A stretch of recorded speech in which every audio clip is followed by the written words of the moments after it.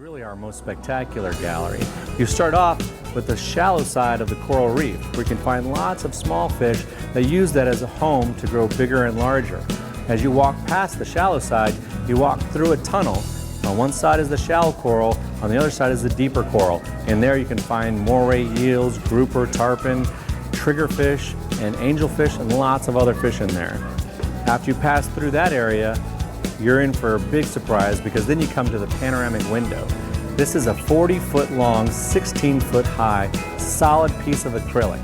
It's 12 inches thick, and it is a window into an actual coral reef that we rebuilt here at the aquarium from photographs of a coral reef in the Tortugas.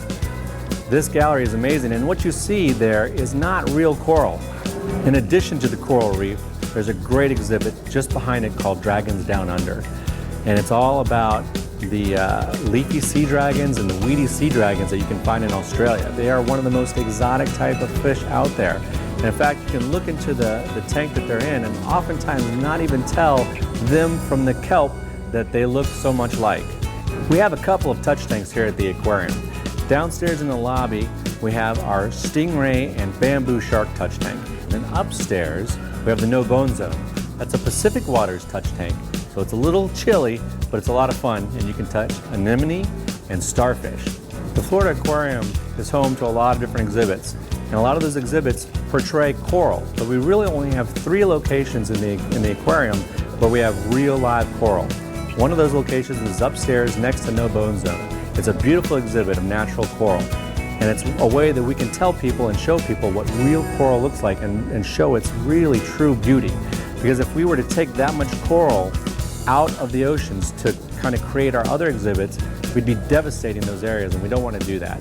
So we have small exhibits that really do show a beautiful, beautiful side to the waters that surround this beautiful state. And check out our Penguin Promenade, a very unique, no borders, no barriers experience where our guests come face to face with penguins. These are African black-footed penguins, and they can hop in your lap. It is really an amazing experience and something you don't want to miss. Explore Shore is a 2-acre water fun zone. And if you've got kids, believe me, you're going to spend a couple hours out there, so bring your bathing suits and bring a towel. There are water cannons, there are geysers shooting up from the ground, there's a pirate ship, there's a 15-foot tall water spouting eel, amongst other things. And believe me, it's right next to the cantina. So you can sit down, relax, have some lunch, watch the kids play, and believe me, you're gonna have to drag them out of there kicking and screaming, because they love it, they really do.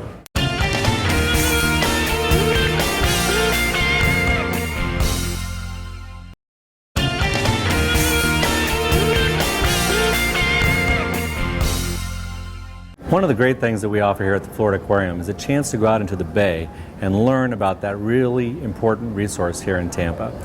We have the Bay Spirit, which is a 65-foot powered catamaran that you can take out into the bay on an eco tour and learn all about the importance of the bay and the creatures that are found out there. You're going to be able to see wild dolphin in their natural environment. You're going to be able to see entire islands dedicated to bird preserve. And I'll tell you what, if you want to spend an hour and a half out in the wonderful weather of Florida, that's a great thing to do. You'll also get to see Fantasy Island, a spoil island that was created from dredge material that we have taken under our wing at the aquarium and turned into an outdoor classroom. It's a great place for kids to go and learn about the importance of the natural environment and get hands-on experience with what's out there. The name of the island is Fantasy Island, and that goes back to before the Florida Aquarium. So it was mapped onto the local maps in this area, the navigational maps. And it was covered with invasive Brazilian pepper and lead tree. And we decided that we could come in and remove those invasives and plant native plants indicative to an island habitat and recreate or restore this spoil island from invasives, non-usable space to a model native plant island that people could visit and you know, kind of get an idea of what it would be like on an island here in Tampa Bay. We do bring a lot of educational groups out to do mainly seining on the outer edges of the island and more aquatic activities. We've had lots of school groups come out to keep the Spartina growing along the outer banks of the island to keep it from moving or washing away.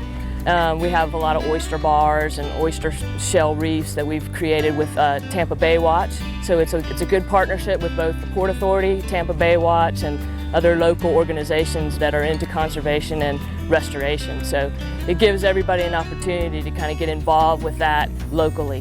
The blue roofs are kiosks along the trail. There's actually a loop trail on the island that was created with the Brazilian pepper mulch that the Brazilian peppers that we took down and then put them through chippers, and it created mulch, and we used that to create a loop trail so that people could kind of walk through the island. There's also a larger roof that is over the shelter area, so if you wanted to go and get out of the sun and get a cold drink while you're on the island, there's an opportunity to do that.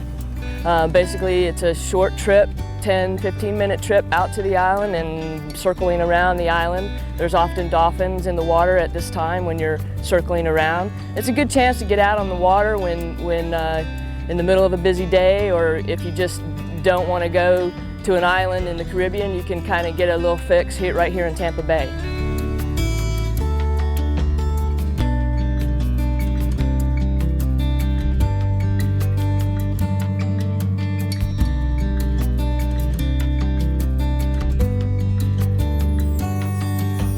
Once you park your car in the parking lot, there's actually quite a bit to see on your way to the front door of the Florida Aquarium.